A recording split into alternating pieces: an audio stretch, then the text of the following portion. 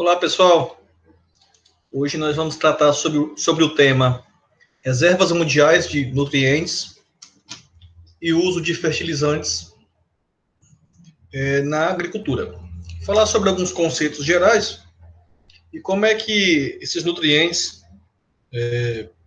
são encontrados, qual o tempo de vida útil desses nutrientes ainda na natureza e finalizar com alguns dados, né, dos últimos anos em relação a essas reservas e o porquê de alguns nutrientes, alguns adubos, terem seus preços elevados ao longo do tempo, ok? Vamos lá. Bom, pessoal, eu queria que vocês tomassem nota de um site muito importante para nós que trabalhamos nessa área de nutrição de plantas.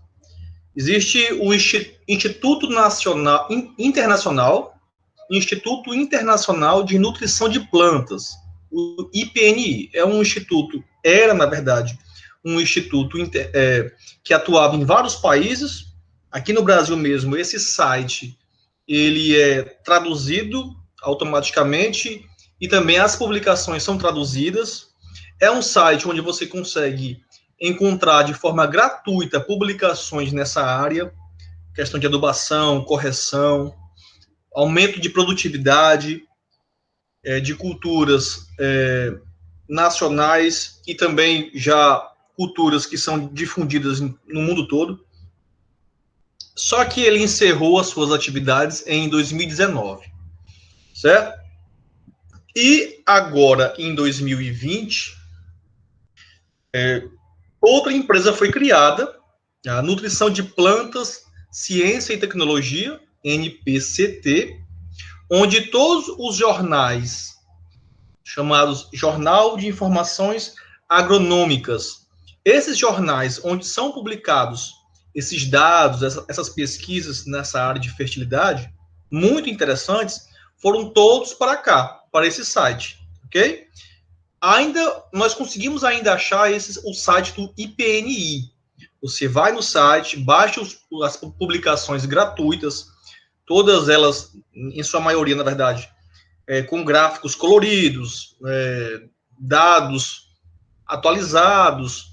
Entretanto, devido a esse instituto ter paralisado suas atividades, ele vai, muito brevemente, desativar o site.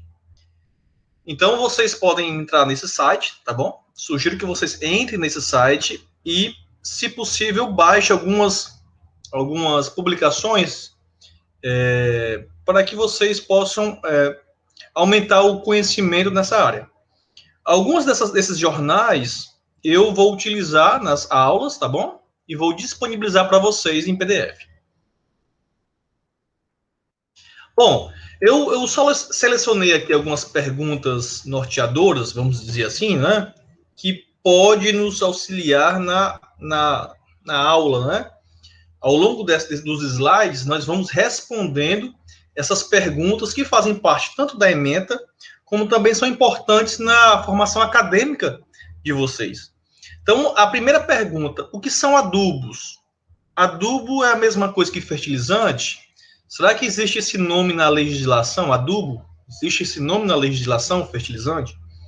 Condicionadores, corretivos, o que são isso, né?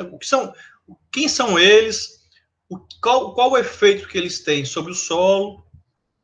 E como é que a legislação classifica eles? Segundo, por que os fertilizantes são importantes? Será que nós, agrônomos, agricultores, se não utilizássemos fertilizantes, qual o impacto que isso causaria na produção agrícola? Terceira pergunta, qual a vida útil das reservas de nutrientes no mundo? Será que vai durar 1000 anos? As reservas de potássio, de fósforo? E reserva de nitrogênio? Existe reserva no solo de adubo nitrogenado, por exemplo? De fertilizante? ou de algum mineral que possa fazer um adubo nitrogenado? Quarta pergunta, o que fazer para aumentar esse tempo? Se não for tão grande esse tempo, já que é um recurso não renovável, será que dá para a gente aumentar esse tempo, essa vida útil? E qual a participação do Brasil no setor de fertilizantes? Então vamos começar assim. Pela legislação, que é até um pouco antiga, e devido a ela ser um pouco antiga, foram criadas outras medidas ou instruções normativas, na verdade, que poderiam e podem complementar essa lei. Essa lei 6.894, ela já foi revista e já existe uma redação nova dada pela lei 12.890 de 2013. Nada muito diferente, apenas algumas coisas foram acrescidas e corrigidas, ok? Bom, pelo artigo 3º dessa lei, considera-se fertilizante a substância mineral ou orgânica, natural ou sintética, ou seja, fabricada, né? Fornecedora de um ou mais nutrientes vegetais. Ou seja, na legislação não se fala de adubo, ok, pessoal? E essa palavra adubo, de onde vem? De adubação. Então, assim, como o pessoal utiliza muito essa palavra adubação, né, em vez de fertilização, outra coisa, geralmente quem trabalha com fertilizante orgânico prefere chamar adubo orgânico, né? Quando se fala de forma geral mesmo, adubo está se correlacionando também a adubos orgânicos. E quando se fala por aí fertilizante, aí o pessoal tende a entender que é mais o NPK, né? Sintético, né? Mineral. Então, assim, não se tem essa palavra adubo na legislação. Então, fertilizante e adubo são sinônimos, ok? Corretivo. O material apto a corrigir uma ou mais características desfavoráveis do solo. Então, por exemplo, pH ácido, se ele corrige o pH ácido, ele é um corretivo. Altos teores de alumínio, se ele corrige, é um corretivo. É o caso do calcário. Altos teores de sódio, é o caso do gesso, corrige altos teores de sódio. Ok? Inoculante, a substância que contenha micro-organismos com atuação favorável ao desenvolvimento vegetal. É o que nós já conhecemos, né? Por aí, tem micro-organismos capazes de absorver nutrientes da atmosfera, né, e passar para a planta através de um processo de simbiose. Mas nós não vamos tratar de inoculante nessa disciplina. Estimulante, o D, né? Continuação do artigo 3, terceiro. Estimulante ou biofertilizante. Produto que contenha princípio ativo apto a melhorar, direta ou indiretamente, o desenvolvimento das plantas. E, geralmente, quando nós falamos de biofertilizante, nós estamos falando de um adubo líquido, ok? Seria a compostagem anaeróbica, é o biofertilizante. Ele pode tanto adubar as plantas, como também pode servir como um defensivo alternativo. Então, ele tem dupla função. Remineralizador.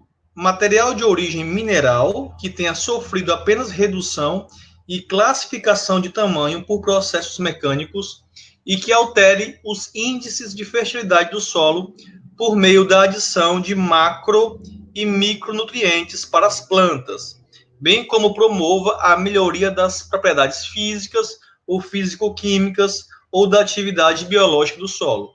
Esses remineralizadores são também conhecidos como pós de rocha, ok? Você encontra, por exemplo, um mineral rico em apatita, que é rico em fósforo. Você conseguir moer esse material, você jogar no solo, ele vai melhorar, logicamente, a fertilidade desse solo. Ok? Se encontrar, por exemplo, mica, que é outro mineral, só que rico em potássio, se você conseguir reduzir a pequenas partículas e jogar sobre o solo, você consegue aumentar o nível de potássio no solo. São chamados remineralizadores. Não são adubos. Os adubos, muitas vezes, precisam passar por outros processos físicos e químicos para serem classificados como tal. Substrato para plantas. Produto usado como meio de crescimento para plantas. Pronto. De forma prática, substrato para planta é todo produto utilizado em plantas envasadas, viu, pessoal? Geralmente é isso. Por exemplo, solo é substrato? Não se considera substrato o solo que não está num vaso, ok? O pessoal chama de terra. Terra ou solo.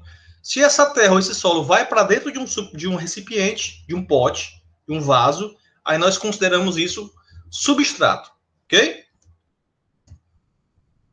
E condicionadores de solo.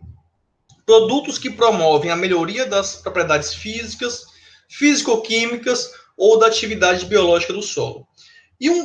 Peguei aqui até na internet 2 exemplos desses condicionadores de solo, que hoje em dia está na moda, o uso de subprodutos da indústria de mineração que sirvam como adubos ou materiais que possam melhorar a fertilidade do solo. Como isso acontece? Por exemplo, biocarvão. Biocarvão ele pode aumentar consideravelmente cálcio, magnésio e potássio no solo. Vários minerais presentes no carvão triturado, ele pode melhorar a questão de fertilidade do solo. Outro exemplo são as escórias de siderurgia. Para quem não sabe, na hora de... Para quem trabalha com recuperação de ferro, né, as empresas que retiram o ferro do solo, né, para vender aquelas barras de ferro, ele precisa primeiro tirar o ferro da areia, ok? Retirar esse ferro. Antes dele começar a fundir esse ferro, ele precisa retirar silício, que está preso a esse ferro. Ele precisa retirar vários minerais que está associado a esse ferro. Se ele achar uma área onde há uma grande concentração desse ferro, ele precisa agora separar esses outros minerais desse ferro. E como é que ele faz isso? Geralmente, eles elevam esse material a mais de 1000 graus, ou seja, transforma essa massa de terra rica em ferro em uma larva, ok? E adiciona calcário. Para quê? Para separar o silício do ferro. O silício, ou seja, a areia, né, que nós conhecemos, que é rica em silício, esse silício vai se prender ao calcário. E aí separa-se, então, o ferro. Essa separação do silício com o calcário faz criar aí um outro produto, o silicato de cálcio e o silicato de magnésio. Que aí você teria a mesma função do calcário, só que seria um calcário enriquecido com silício. Nós já conversamos até em outras oportunidades que o silício tem uma importância muito grande, principalmente na questão de deixar a planta mais protegida fisicamente ao ataque de pragas, como também deixaria ela mais resistente a condições de baixa umidade do solo, ok? E também na absorção de outros nutrientes. Já tem alguns trabalhos que verificaram que silício tem favorecido a absorção de fósforo pela planta. Então, esses condicionadores de solo, que muitas vezes são restos, são subprodutos de atividades industriais, atualmente têm servido como matéria-prima para a melhoria da fertilidade do solo. Por que os fertilizantes são importantes?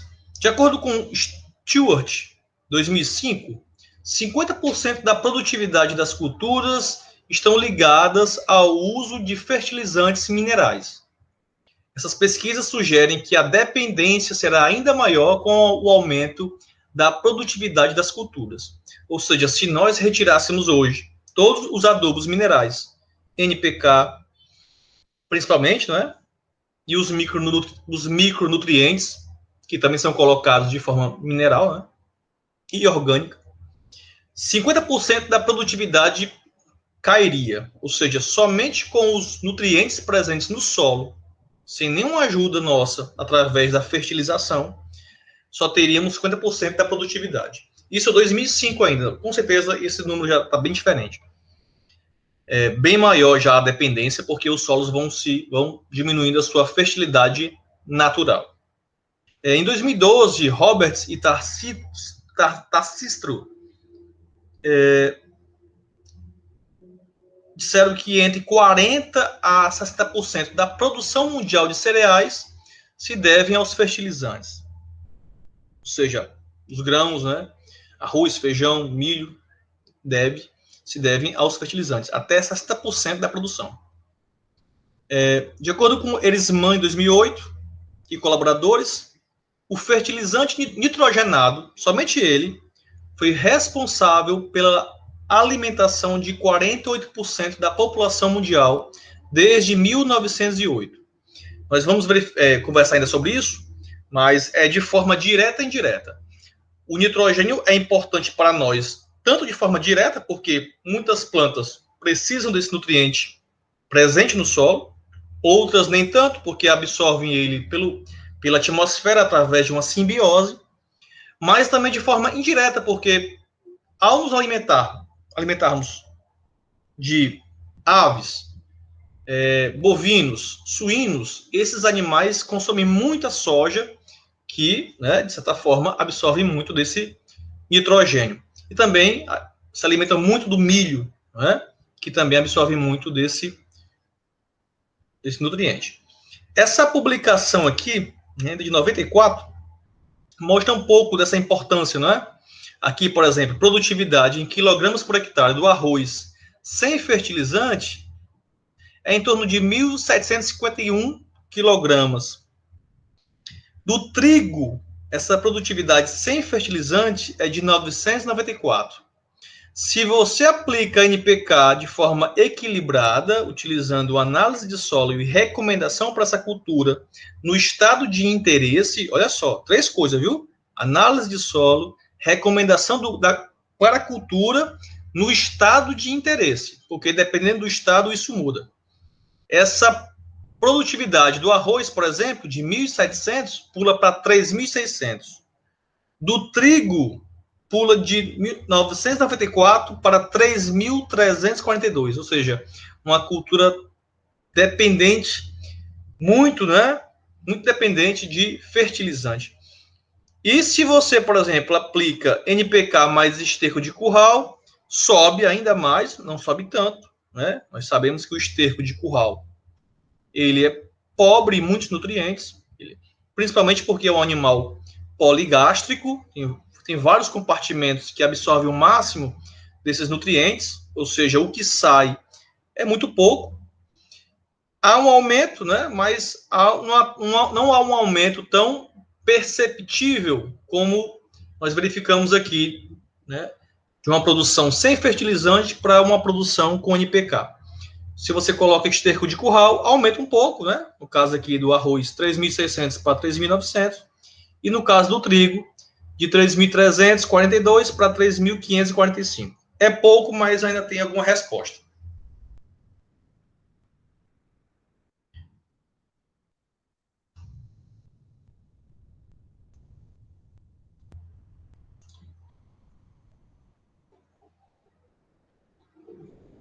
Tá paradinha.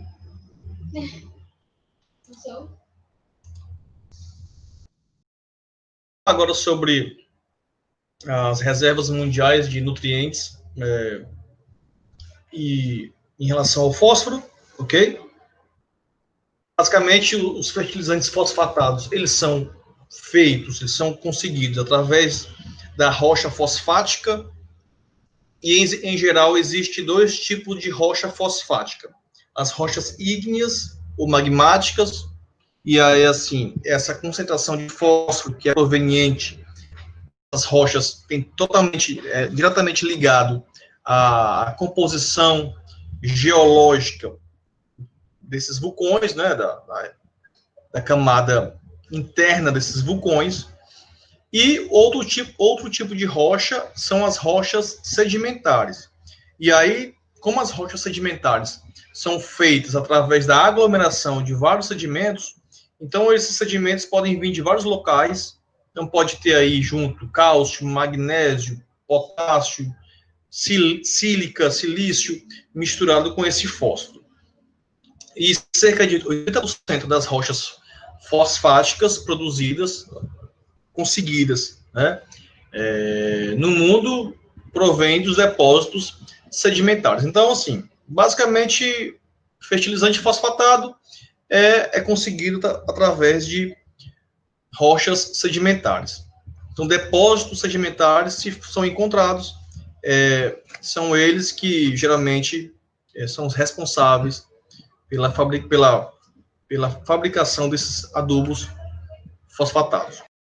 A China, novamente, ela detém a maior produção desse mineral, né? Elas investem muito para encontrar esses minérios, que podem ser vários tipos de minérios encontrados nessas rochas fosfáticas.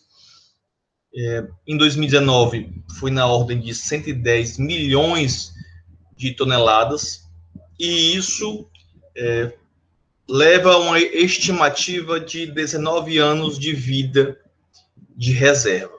Muito pouco, né? Porque como é que eles fazem o cálculo dessa vida de reserva?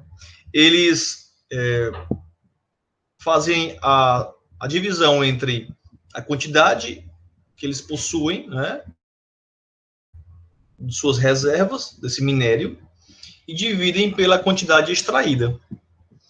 Então, se num ano eles extraíram 110 milhões de toneladas e eles têm 3.200 milhões de toneladas de reserva, então eles teriam aí 19 anos ainda para explorar essas reservas, a não ser que eles encontrem mais, né, através de pesquisa, eles busquem e encontrem outros locais para extração. Aí essa vida da reserva aumenta. Então, por exemplo, Marrocos, né, tem 936 anos ainda para explorar. O Brasil, ele tem 208 anos para explorar suas reservas fosfáticas. Em geral, utilizando uma média aqui entre os países, 190 anos ainda, né, de vida de reserva de minerais fosfatados. Bom, aqui só mesmo mostrando um mapa onde a maioria dessas rochas sedimentares ricas em fosfatos são encontradas, né? Principalmente na China, Marrocos, essa parte aqui de cima, né? Estados Unidos também acho uma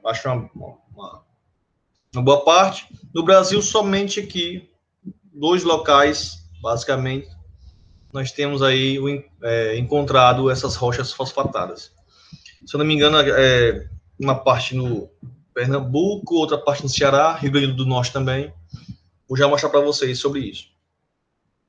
Bom, em relação à cadeia produtiva de fertilizantes, agora vamos falar sobre essa parte aqui do meio, essa parte que está azul, somente em relação aos fertilizantes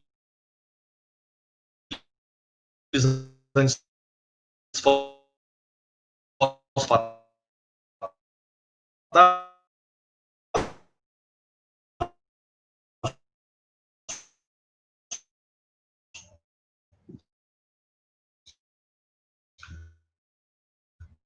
Como é que eles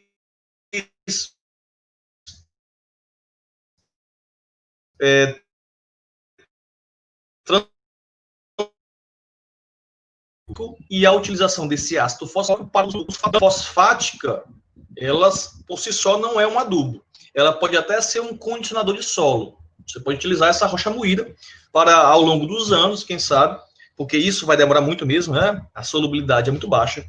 Ao longo dos anos, essa rocha fosfática moída melhorar a fertilidade do solo. Porém, para aumentar a solubilidade dessa rocha, tem que ter um ataque ácido. E o ataque ácido acontece utilizando o ácido sulfúrico. Então, vamos lá. Se pensa em transformar rocha fosfática em fertilizante fosfatado, se o país tem uma alta produção de ácido sulfúrico, ele não é tão dependente. Se ele tem uma baixa produção de ácido sulfúrico, mesmo que ele tenha boas reservas, né, dessa rocha fosfática, não adianta muita coisa, porque ele vai ter que adquirir esse ácido sulfúrico. Se esse ácido sulfúrico sofrer oscilações de câmbio, ou seja, se a moeda desvaloriza, se ele tem que pagar mais por esse ácido sulfúrico ao longo dos anos, automaticamente o adubo fosfatado, ele vai também aumentar de preço. Então, como é que acontece isso na cadeia produtiva? Rocha fosfática, que aqui no Brasil 76% é proveniente da empresa Vale. Ácido sulfúrico, que 8% é importado. A combinação do ácido sulfúrico com a rocha fosfática libera ácido sulfúrico, uma parte, né?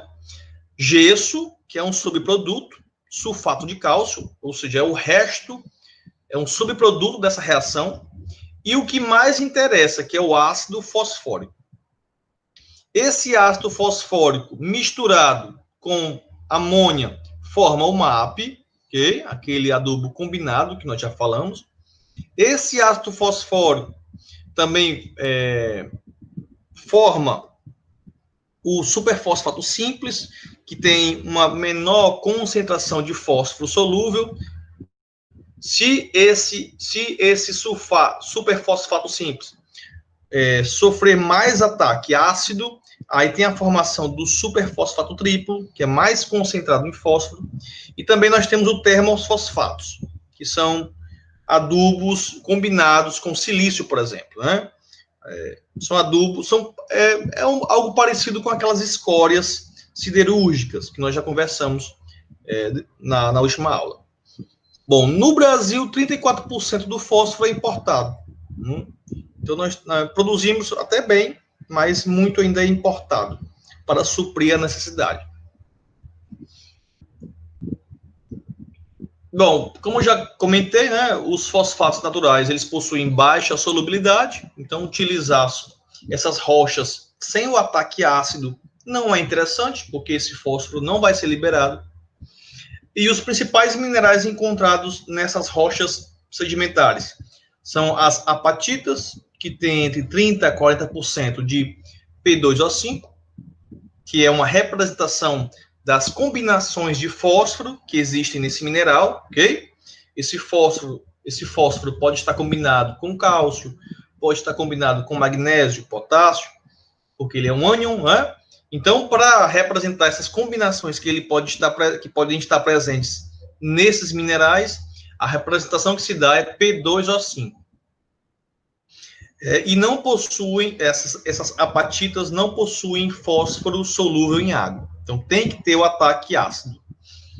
As fosforitas, que tem cerca de 30% de P2O5, 5 a 12% de fósforo solúvel e solubilidade em citrato de amônio, né, que é um ácido.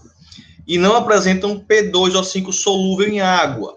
Então, quando se fala solubilidade, para colocar esse mineral como um fertilizante, ele tem que ser solúvel em água, pessoal.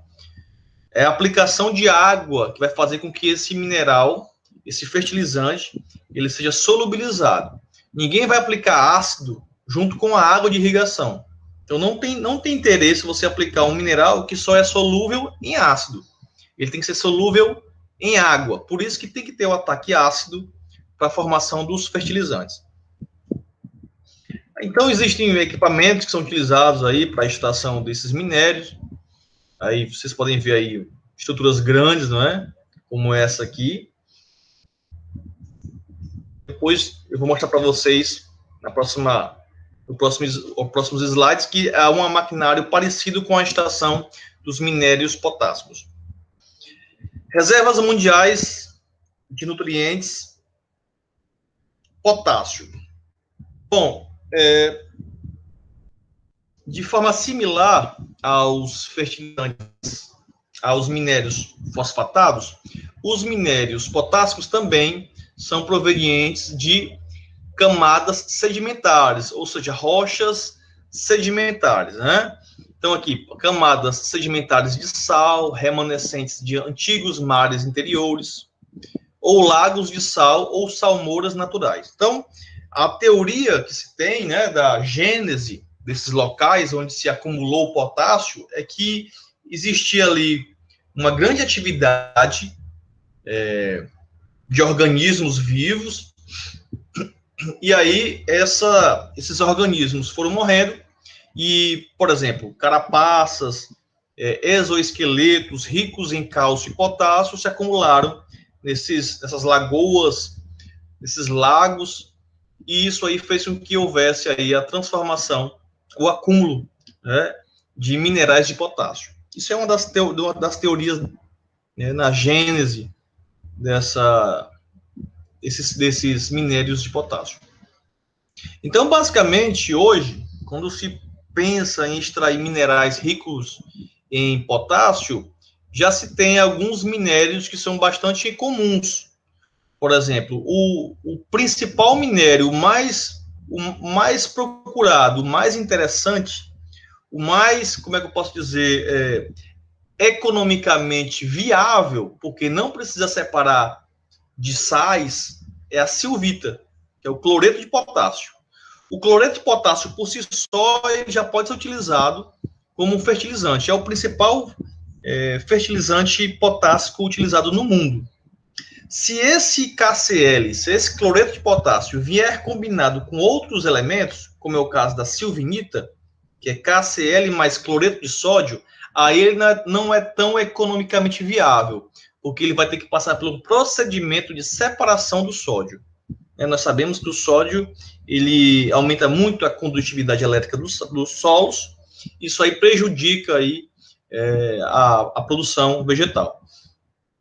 Outro adubo, outro minério encontrado para a produção de fertilizantes potássicos é langbeinita, que é uma mistura de sulfato de potássio com sulfato de magnésio. É até interessante esse minério, porque aí você vai ter 3 elementos de uma vez só. Você vai ter potássio, enxofre e magnésio. Só que tem que verificar essas proporções, né, se for vendido como um fertilizante misto.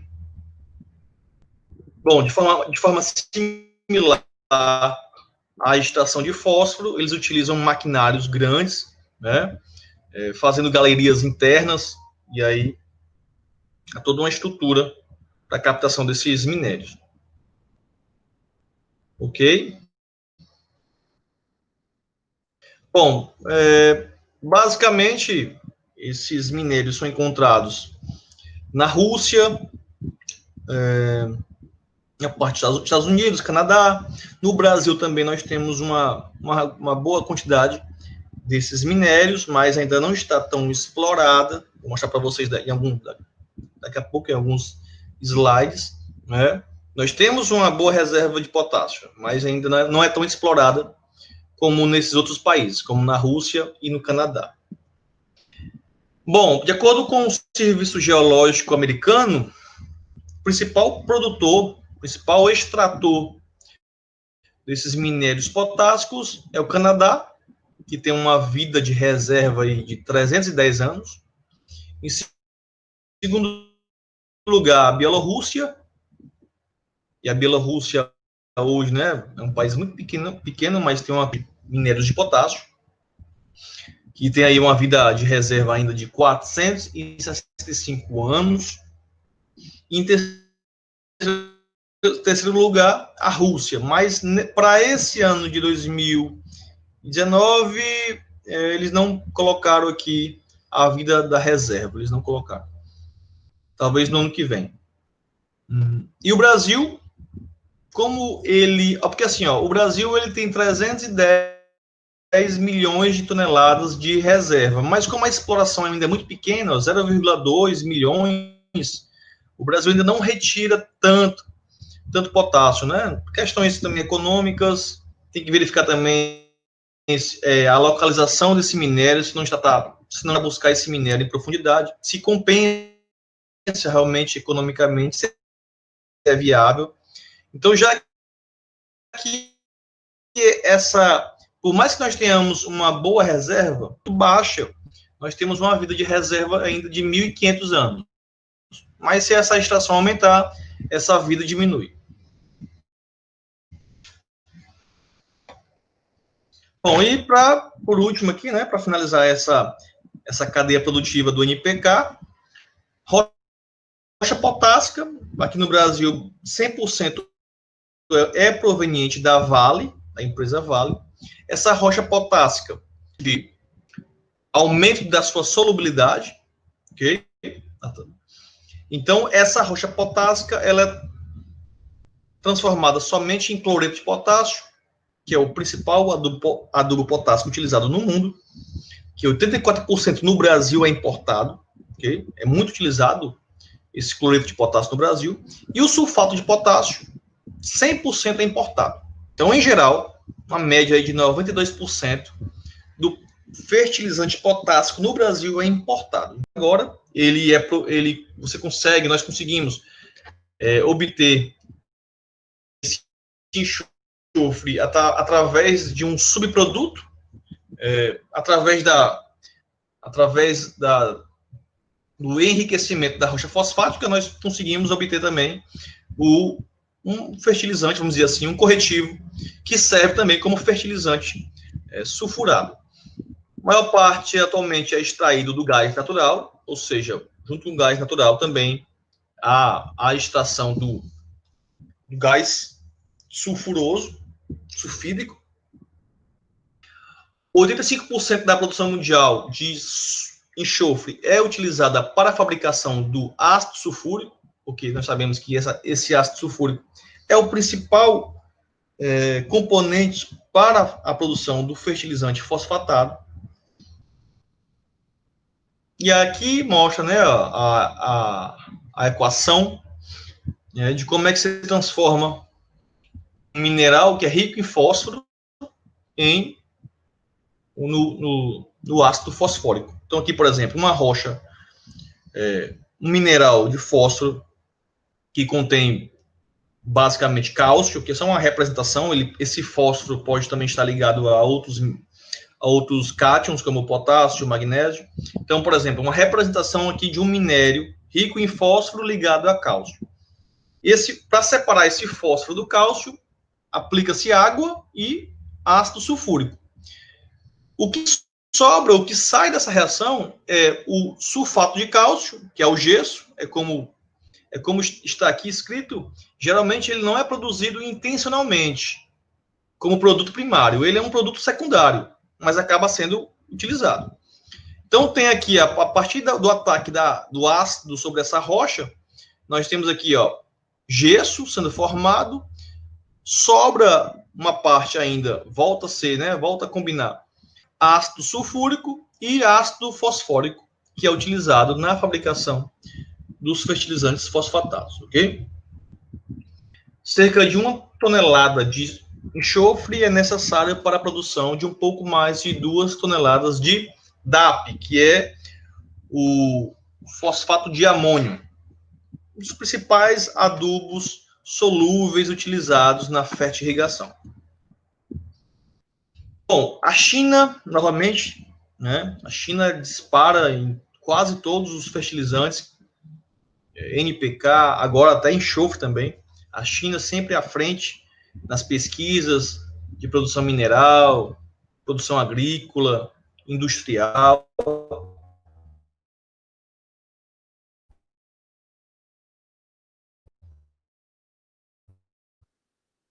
Então, a China agora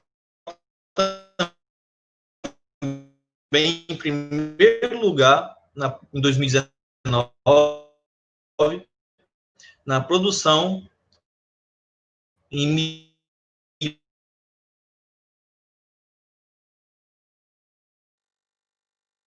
segundo lugar, Estados Unidos. Terceiro lugar, Rússia. E as reservas, né? O que diz o Serviço Geológico americano? Se isso é verdade, ok? Se essa estimativa é correta, nós teríamos aí uma vida de reserva mundial em torno de 63 anos de extração de enxofre. Ok? que pode ser utilizado de várias formas, né? Bom, no Brasil, a importação ao longo dos anos só tem aumentado, né? A nossa dependência para esses fertilizantes só tem aumentado. A produção desses fertilizantes só tem diminuído, ok? E a exportação também só tem... aqui não mostra muito nessa variação, basicamente é uma reta. Aumentou aqui de 2016 para 2017, isso aumentou um pouquinho aqui para 2018, mas já voltou a cair em 2019. Então, a exportação basicamente tem diminuído, a produção tem diminuído e nós cada vez mais importamos esses fertilizantes. Lembrando que o dólar, a cada ano que passa, ele é mais valorizado, né? Atualmente, 2020, nós estamos na casa dos R$ 6 o dólar. Então, a cada vez que esse dólar se valoriza, nós pagamos mais pelos fertilizantes que vêm desses países e mais caro fica a produção e mais caro fica o alimento na mesa do consumidor.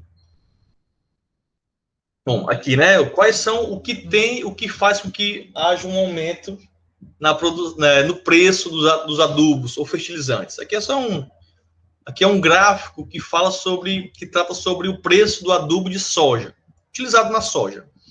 E aí, esse preço, basicamente, ele aumenta ao longo dos anos, né? 2010 aqui, ó, para 2019, só tem aumentado o preço, tanto do MAP, que é um fosfato monoamônio, um fertilizante fosfatado, o KCl, que é um adubo potássico, também só tem aumentado ao longo dos anos, super simples, que é um adubo fosfatado, porém com a solubilidade e concentração menor do que o MAP, também só tem aumentado. E o que tem aumentado junto com eles é o dólar, a taxa de câmbio. Okay? Então, se o governo não trabalha para que essa taxa de câmbio diminua, automaticamente os preços dos fertilizantes acompanham. Outro problema também, em relação ao preço, por que os preços dos fertilizantes cada vez aumenta mais no Brasil, é a questão também do oligopólio dos fertilizantes no Brasil. Poucas empresas comercializam esses fertilizantes. Aqui nós podemos ver que 52% desses fertilizantes é comercializado pela Bunge, depois pela Mosaic e Ara. Então, basicamente, 3 ou 4 empresas detêm aí o comércio de fertilizantes. Então, não tem como ter muita concorrência, e sem muita concorrência, esses preços não alteram muito. Bom, o Brasil já tem algumas minas de fosfato em operação, porém, ainda pouco exploradas. A maioria dessas minas ainda estão em pesquisas, para saber se compensa, né? Se é viável economicamente a exploração dessas minas. Muitas dessas minas, esses minérios estão muito profundos, então há um gasto muito grande para encontrar esse minério, para extrair esse minério, e aí muitas vezes essas operações elas param, elas não vão para frente. Então nós temos aqui, por exemplo, no Piauí, na Bahia, Minas Gerais, no momento não sei, não vejo aqui nenhuma operação para extração de fosfato no Maranhão. Então, pessoal,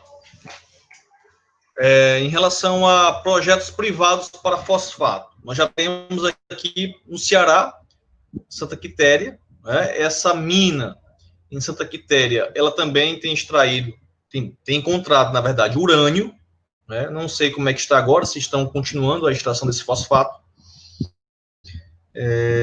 Existe também aqui no Tocantins, São Paulo, Pará, mas também aqui no Maranhão, até agora, não tem nenhum projeto privado, nem estatal para exploração de rocha fosfática. Aqui, áreas de potássio no Brasil. Essa parte aqui verde é uma das partes mais interessantes para atualmente, né? Já tem até um certo tempo, já 2010, faz 10 anos. mas pelo que eu pesquisei ainda não mudou muito, né? Essa parte que seria mais interessante para exploração de potássio, parte aqui na Amazônia, mas ainda é muito incipiente a extração, porque existe só toda essa questão de regulamentação ambiental para a extração, tem que ter uma compensação econômica para isso, e o Brasil ainda não tem explorado muito suas reservas minerais para a produção de fertilizantes. Bom, outra coisa também que tem elevado os preços dos fertilizantes, além da taxa de câmbio, além do oligopólio dos fertilizantes, é também a questão do frete, as estradas, né? Isso também tem encarecido, né? Péssimas condições, na maioria das vezes. Nós não temos aí uma malha viária de qualidade para transporte, perdemos muito ao longo dessas viagens. Há também um custo, né, para a manutenção desses caminhões que levam esses fertilizantes. Ok? Então, há um problema estrutural também de logística no Brasil.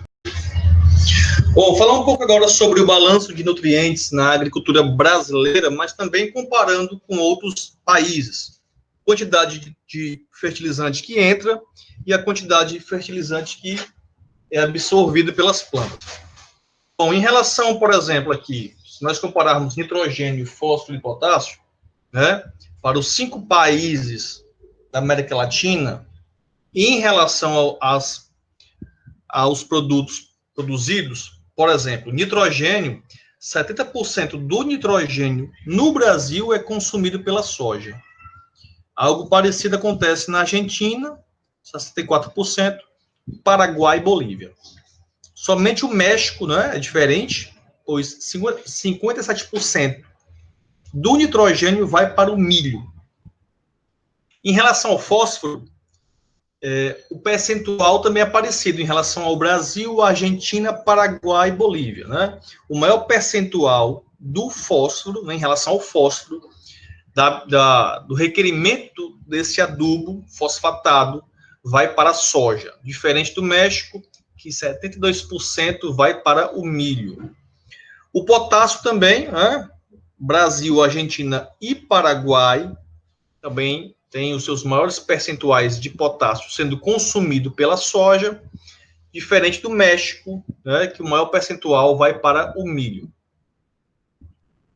Bom, em relação ao nitrogênio, será que o balanço, né, a quantidade que entra de nitrogênio e a quantidade que sai, que é exportada pelas culturas, será que nos principais países da América Latina esse balanço é positivo ou negativo? Em relação ao nitrogênio, somente a Argentina tem esse balanço negativo, né? Os outros países são positivos. É interessante, seria muito interessante que esse balanço fosse zero, ou seja, a quantidade que é requerida foi a mesma quantidade que foi alocada, ou seja, não houve desperdício e nem houve déficit que pudesse causar aí, né, uma redução na fertilidade dos solos. Então, o Brasil aqui, por exemplo, é o campeão, né, em balanço positivo de nitrogênio. Entra muito nitrogênio, né, em relação ao que sai, em relação ao que é exportado pelas culturas. Isso aqui pode gerar aí um desperdício, vamos dizer assim, não é? Há uma quantidade muito grande, isso aqui pode ser perda de dinheiro, principalmente porque os fertilizantes são cada vez mais caros, né? Nós sabemos que a taxa de câmbio só aumenta. Então, isso aqui tem que ser verificado, né? Se o problema desse balanço ser tão positivo, não seja aí ou perdas, né, desses adubos nas indústrias, ou realmente estão sendo colocados sem a técnica devida, sem a recomendação devida. Em relação ao fósforo, a Argentina e México também, balanço negativo. O que entra de fertilizante é menor do que é requerido pelas culturas, ou seja, as culturas estão deixando o solo cada vez mais pobre. E o Brasil também continua sendo, né, o principal país da América Latina a ter balanço positivo de fósforo. Entra muito fósforo, entra além do que é requerido pelas culturas. Do mesmo jeito, o potássio, né, esses valores também tendem a ser parecidos. Argentina e México, balanço negativo, e os outros países, né, os 5 principais países da América Latina, Brasil, Colômbia e Venezuela, saldo positivo, tendo o Brasil como principal país a ter o maior saldo positivo do balanço de potássio. Pessoal, essas são as referências, vocês podem clicar para baixar, ok? E nós nos vemos na próxima aula. Um abraço a todos.